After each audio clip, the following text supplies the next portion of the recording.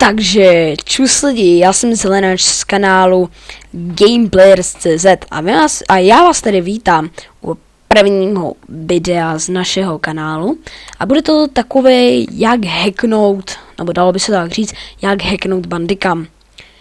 Je to naprosto jednoduché, najdete si stránku ulož.cz nebo ulož.to a tady do vyhledávání zadejte key marker, tady to prostě.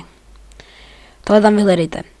Až budete mít, tak dejte stáhnout pomalu, protože to byste museli jinak dobrat kredit. Tady prostě napište, co tam máte, já tam mám třeba QFOS, nevidím to, protože nevím, proč to tam mají, stáhnout. A teď se vám tady to ukáže. Samozřejmě dáte spustit a ukáže se vám tady to, protože já už to mám, takže mi to jde rychle. Tady zadáte svou e-mailovou adresu, já ji tam teda zadávat nebudu, a potom stisknete tady to. Je to naprosto jednoduchý.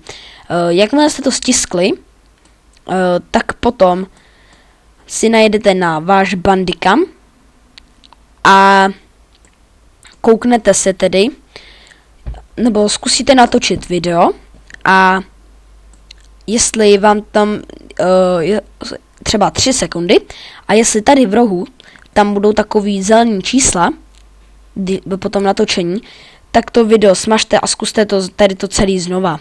Nemusíte stavovat, nebo jako musíte, pokud jste tady tu nedali pryč, tak to stačí jenom to. Zase tam dáte ten e-mail a takhle to dělejte furt, dokud vám to nepůjde.